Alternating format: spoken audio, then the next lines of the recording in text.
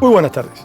Gracias por estar con nosotros una vez más en esta programación en español de su canal 17.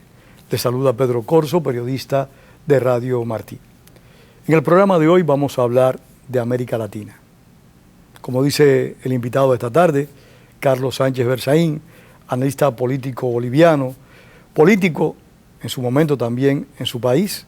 Tenemos dos Américas Latinas. Así que él nos explique cómo es posible que haya dos Américas Latinas, que haya dos proyectos políticos aparentemente diferentes, pero todos sometidos o influenciados bajo una sola luz, o para ser más preciso, oscuridad. Carlos, gracias por estar acá. Encantado, Pedro, un saludo a toda tu audiencia. Es como siempre un honor compartir contigo este programa tan importante. Carlos, ¿por qué crees que hay dos Américas Latinas y que todas están influenciadas por una oscura sombra que hace más de 56 años está sobre América Latina? Bueno, hablemos de América, no de América Latina. Okay. Siempre se quiso decir, siempre se miró que habían dos Américas. Si tú ves culturalmente la América anglosajona y la América Latina. Si tú ves económicamente la América desarrollada, que está en el norte, y la América en desarrollo, que está en el sur. Siempre se miraron dos Américas cuando se veía, por ejemplo, una diferencia de tipo de estructuras políticas y de la manera de hacer las cosas. Pero la división de América que aparece hoy día, de todo el hemisferio, está más allá de estas características que te he mencionado, que han ido siendo superadas por la historia, por la comunicación, por la información, por la globalización. En el siglo XXI, en pleno tiempo de globalización, hay dos Américas, y una es la América democrática y la otra es la América no democrática. Ahí no estamos haciendo exclusiones de nadie, culturales, sino simplemente un análisis de base política. Un análisis en base a la forma de vida, a los principios y al sistema. Toda América debería ser democrática, porque en función de lo que es el nuevo orden político mundial, a partir de la Segunda Guerra Mundial, la Carta de las Naciones Unidas de 1945, la creación de la Organización de Estados Americanos en 1948, la democracia, el mantenimiento de la libertad y la paz y la seguridad internacionales son el fundamento del sistema. Pero ¿qué pasa? Cuando aparece la Guerra Fría, inmediatamente después de la Segunda Guerra Mundial, se crea el eje de confrontación entre el capitalismo y el comunismo, que era también una de las formas de dividir a las Américas en su momento. Y cuando termina ese eje de confrontación, se ve una esperanza del triunfo de la democracia. Trabajan los países de las Américas en ese sentido y llegan a firmar el año 2001 en Lima la denominada Carta Democrática Interamericana para garantizar la democracia como sistema de vida en las Américas. Pero al mismo tiempo que sucede eso, una sombra se empieza a extender sobre la América de la mano de esa alianza que había sucedido 1 o 2 años antes entre Chávez y Castro, el eje Caracas-La Habana, que da forma donde juega un importantísimo papel Lula da Silva. Así es, que da lugar a esto, pero Lula no estaba todavía en el poder. Entonces, pero llega rápidamente, claro, en muy poco tiempo. Entonces genera lo que se llama el proyecto ALBA, lo que se llamó el proyecto bolivariano, lo que hoy día se conoce como el socialismo del siglo XXI, que de ser un proyecto social, de ser un proyecto de izquierda, de ser un proyecto socialista si quieres, se convierte en un proyecto antidemocrático y totalitario. Se convierte en un proyecto dictatorial. Y la realidad es que hoy día, en el año 2015, y desde hace varios años, ese proyecto que termina siendo liderado por la Cuba castrista, en principio el liderazgo era el liderazgo del dueño de La Plata, de Venezuela, de Hugo Chávez. Él era el que ponía el dinero y era el que decía lo que se hacían las cosas, y tú ves en toda la primera década del siglo XXI una Cuba, un castrismo subordinado a un liderazgo mediático, a un liderazgo político, ¿y eso ha cambiado ahora? A un liderazgo internacional de Hugo Chávez. Pero Hugo Chávez se muere, y cuando se muere Hugo Chávez se pone en el liderazgo político, el castrismo, en un breve tiempo de manos de Fidel Castro y después de manos del gobernante Raúl Castro. Y como lo que aporta en esa sociedad el castrismo es su know-how, su saber hacer, su tecnología de lo que es la para metodología del control social, la metodología política, en la cual tienen una extraordinaria habilidad, porque la política castrista está desprovista de ética, de principios, de valores, no tiene regla, no tiene ley, hacen lo que tienen que hacer y sostienen el poder.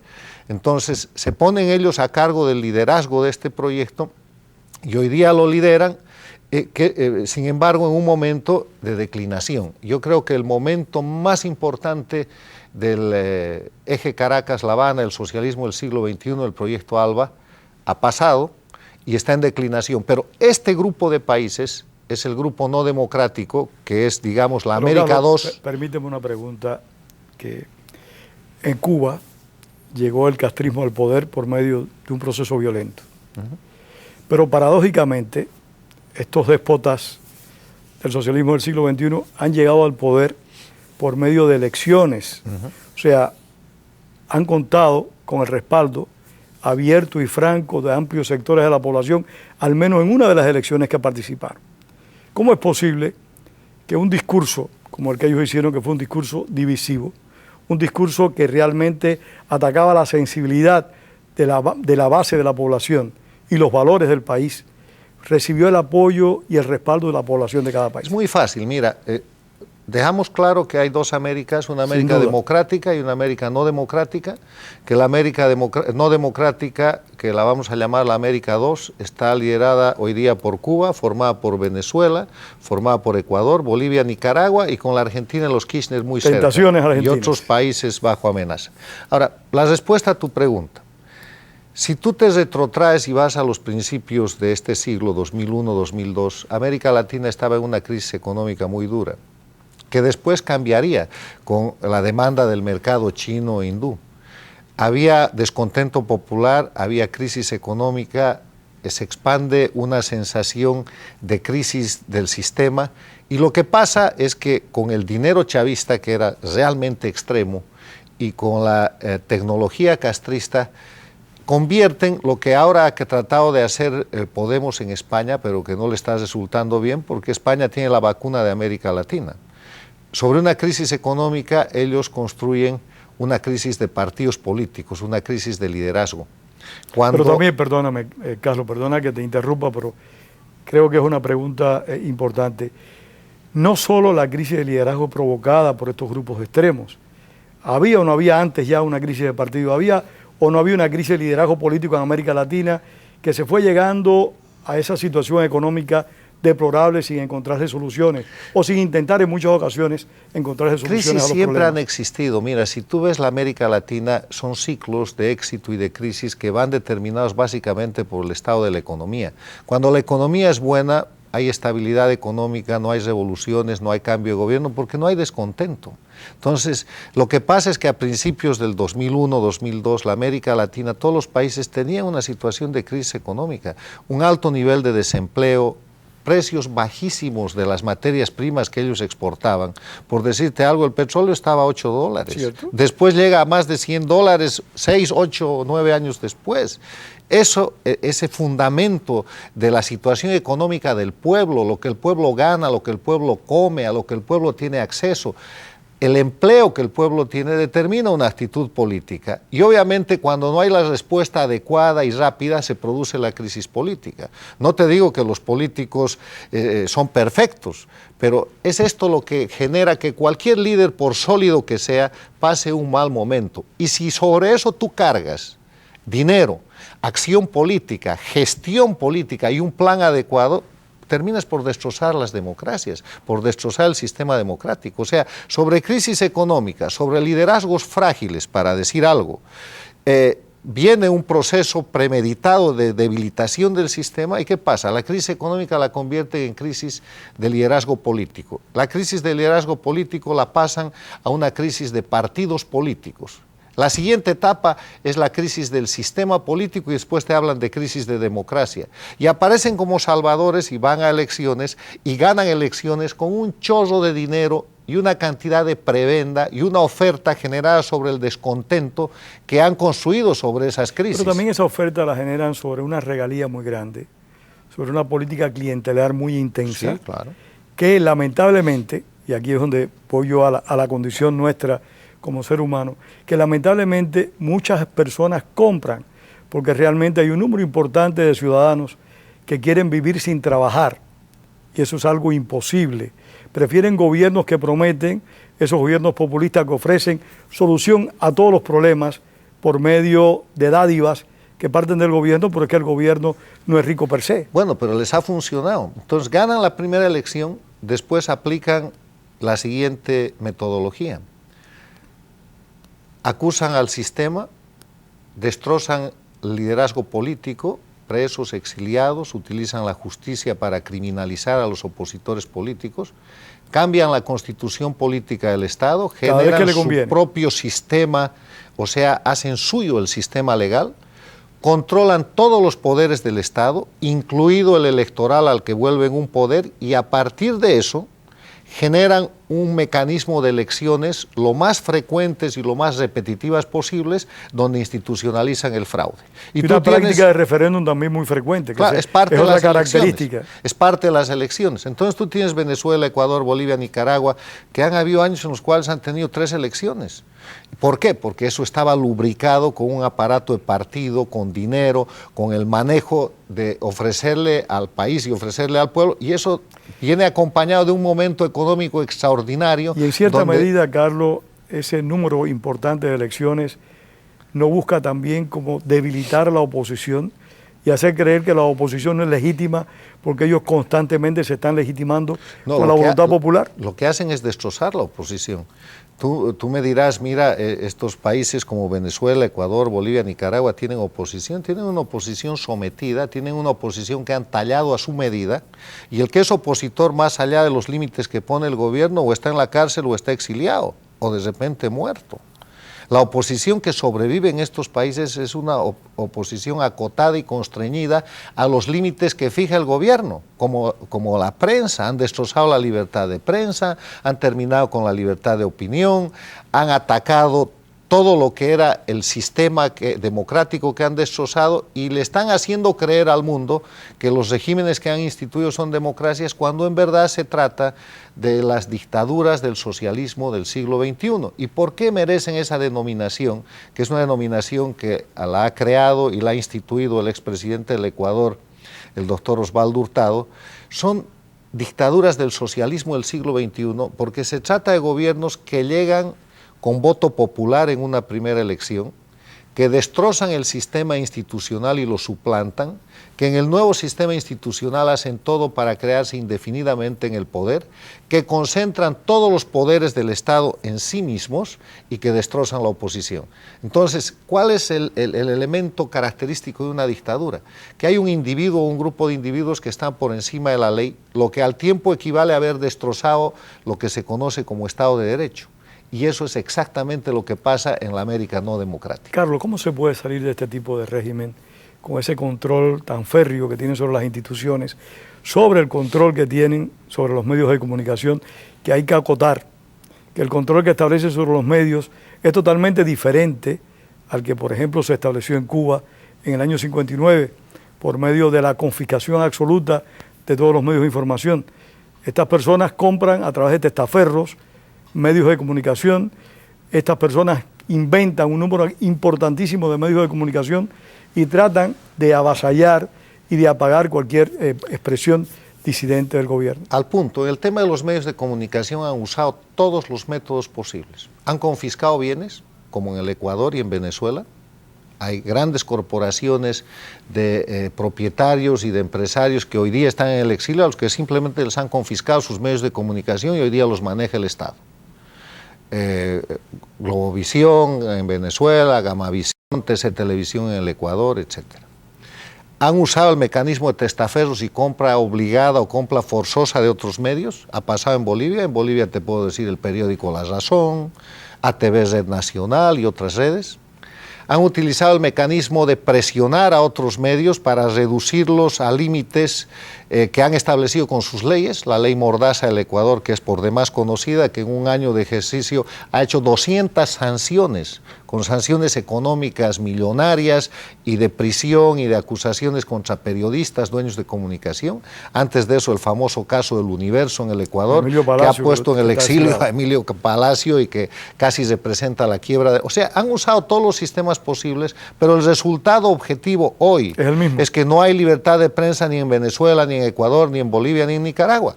¿Cómo se sale de estos regímenes, Carlos? Bueno, primero lo que hay que hacer es, como toda enfermedad, hay que estar conscientes de que estamos enfermos. O sea, hay que empezar por llamar las cosas por su nombre. Hay una reticencia en la América Latina y en el mundo a reconocer de que como Cuba es una dictadura, la Venezuela de Maduro es una dictadura. A Maduro le siguen diciendo presidente, le siguen diciendo presidente a Correa, a Evo Morales. Pero es que ya le dicen hasta presidente a Raúl Castro también. Son dictadores. Técnicamente, jurídicamente, políticamente, un presidente es un individuo elegido popularmente para cumplir un mandato determinado, al final del cual cesa en la función. Porque el presidente es el que reemplaza al monarca, que tenía una duración indefinida en el absolutismo, al que las revoluciones latinoamericanas derrocan en las guerras libertarias del siglo XIX. Entonces, un presidente es una persona electa cuya duración en el mandato es temporal y cuya salida se sabe con fecha determinada. La previsibilidad es un elemento de la democracia. Entonces, ¿cómo se sale de esto? Primero aceptando que tenemos dictadores. Primero sabiendo que además de la conocida dictadura de más de 50 años, que es la castrista, Venezuela es una dictadura, el Ecuador es una dictadura, Bolivia es una dictadura, Nicaragua es una dictadura. Y el hecho de que hagan elecciones no es sino una señal de ejercicio de esa dictadura.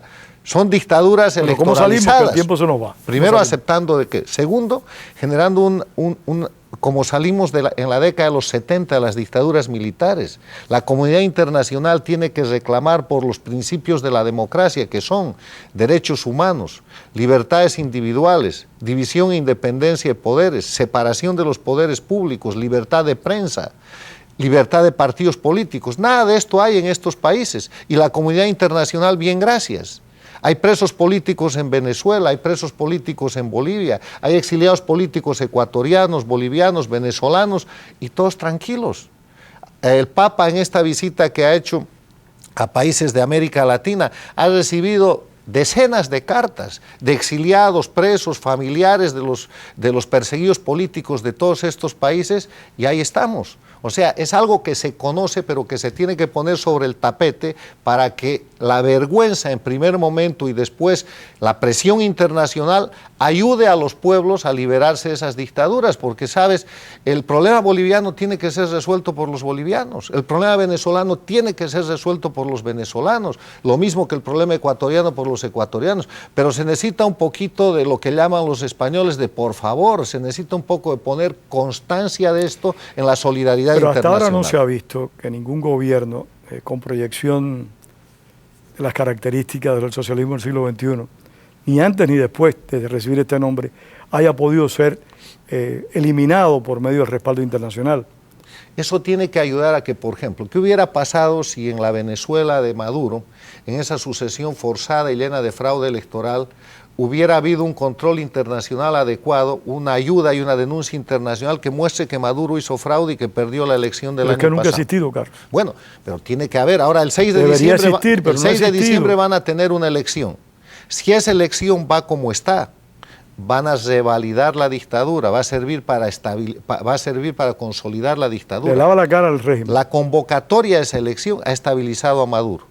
Ahora, la elección del 6 de diciembre en Venezuela, si no hay una auditoría previa de los registros electorales, del sistema de computación, del sistema de cómputo y conteo de los votos, y garantía para la presencia de una verdadera veeduría internacional que tiene que empezar ahora, ya no el propio gobierno de Maduro ha dicho que no quiere observadores de la OEA, bueno, que los observadores van a ser única y exclusivamente de UNASUR, que es su club. Que es un club que creado e inventado por el propio Chávez y mantenido por el gobierno venezolano. Así es. Todos los líderes que han dirigido UNASUR han sido puestos por Chávez o por Maduro. Ya sabes el resultado de la elección del 6 de diciembre en Venezuela. No, yo no tengo duda de esa Hoy día de esa elección. En Venezuela el régimen de Maduro tiene una popularidad del 15%, menos del 20%. va a aparecer ganando con mayoría la elección del 6 de diciembre. Se nos va el tiempo, lamentablemente, vuela, pudiéramos decir así.